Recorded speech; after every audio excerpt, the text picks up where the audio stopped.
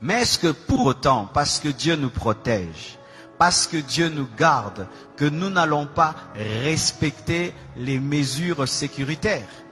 Est-ce que parce que Dieu nous garde, parce que Dieu nous protège, que nous allons continuer à nous saluer et mettre les mains sur nos bouches? Est-ce que parce que Dieu nous protège, que quelqu'un va tousser à côté de moi et je vais lui dire tousse encore? Est-ce que parce que Dieu nous protège, que quelqu'un sera enrhumé à côté de moi et plein de fièvre, que je veux lui dire ça ne fait rien? Non. L'équilibre. Je n'ai pas peur de la mort. Je n'ai pas peur de la maladie, mais je ne dois pas tenter Dieu.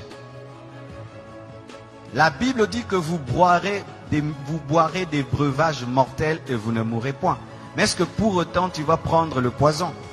Si par mes gardes on t'empoisonne, Dieu te protège. Mais si tu sais que le plat est empoisonné, tu ne le prends pas. C'est pourquoi nous devons, malgré que nous sommes des chrétiens, respecter les mesures sécuritaires. On ne se salue plus avec les mains. Amen. Nous devons, malgré que nous sommes des chrétiens et que nous n'avons pas peur, nous ne devons pas tenter Dieu. Amen. Nous devons. Alors nous ne devons pas nous moquer de ces églises. Nous entendons en Europe, elles ont fermé. Ah, le pasteur n'a pas la foi. Le pasteur n'a pas la foi. Le pasteur n'a pas la foi. En Europe, il y a des gens qui ont été contaminés à l'église. Il y a des prédicateurs qui ont été contaminés. Il y a des familles de pasteurs qui ont été contaminées. Ce n'est pas parce que tu es chrétien que tu es fou. Amen. Ce n'est pas parce que tu es chrétien que tu sais qu'à l'école, il y a des enfants malades. Toi aussi, tu envoies tes enfants. Ce n'est pas parce que tu es chrétien que tu es médecin que tu ne vas pas porter le cache-nez. Ce n'est pas parce que tu es chrétien que tu ne vas pas laver les mains. Ce n'est pas parce que tu es chrétien que tu ne vas pas veiller sur ta santé. Sinon, il ne faut pas manger. Dieu va te nourrir. Il ne faut pas te laver. Dieu va te laver. Amen. Alors mes frères, ne tombons pas dans la folie, ayons la foi. Amen. Même Jésus, quand on voulait le tuer avant le temps, il fuyait. Jésus fuyait la mort quand ce n'était pas le temps de mourir. Il n'a pas dit, je suis le crucifié, tuez-moi. Non, quand il était bébé, il a fui la mort. On l'a amené en Égypte. Chaque fois qu'on voulait le tuer avant le temps de Dieu, Jésus évitait, il fuyait. Mais quand le temps est venu, il a accepté la mort. Et la Bible dit ceci, soyez simples comme des colombes, prudents comme le serpent. Donc si demain on nous dit qu'il faut respecter un maître, tu respectes un maître. Amen. Si demain on dit, eh bien maintenant il y a des millions de personnes, même au Congo, les églises ferment, on ferme. Fermer l'église, ce n'est pas fermer la foi. Fermer un bâtiment, ce n'est pas fermer l'église, parce que l'église n'est pas un bâtiment. Je vais venir là, amen, parce qu'il y a des gens qui au nom de la foi, ils vont aller tenter Dieu et Dieu va leur prouver ce verset de Matthieu 4, versets 5 à 7. La Bible dit dans Matthieu 4, versets 5 à 7, le diable transporta Jésus dans la ville sainte, le plaça sur le haut du temple et lui dit, si tu es le Fils de Dieu, jette-toi en bas.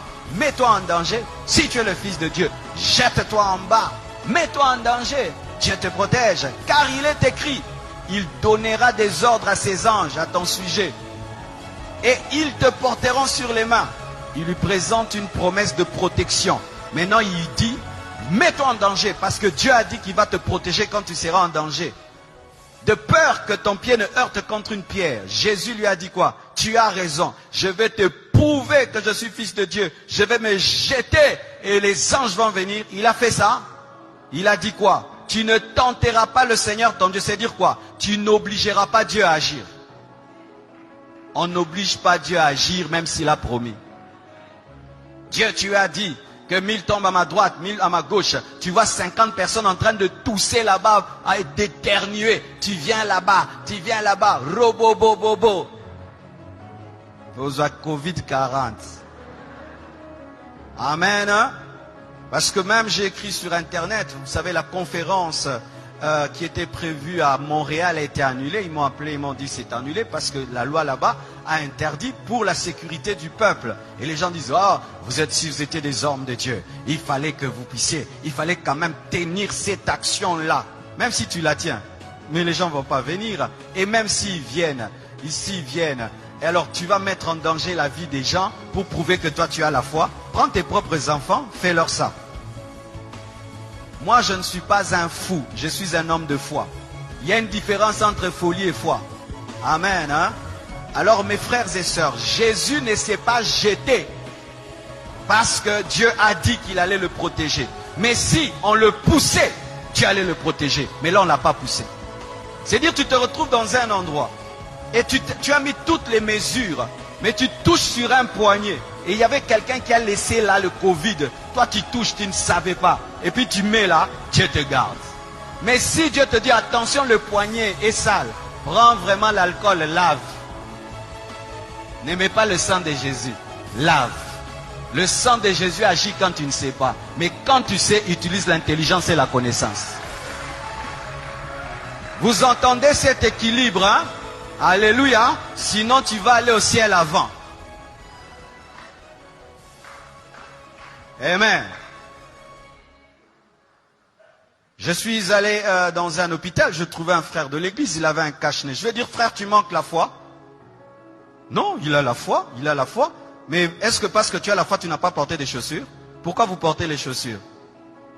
Pas seulement parce que c'est beau, pour ne pas marcher sur le feu, ne pas marcher sur la saleté, ne pas marcher sur des épines, ne pas marcher sur des pierres qui font mal. Mais comme tu es chrétien, marche pieds nus, parce que Dieu va te protéger, tu ne vas pas te blesser. Tu as le zèle de l'évangile. Tu as les chaussures, le zèle de l'évangile. Amen. Hein? Donc, vous ne devez pas tomber dans une fausse foi qui est en soi tenter Dieu. Amen.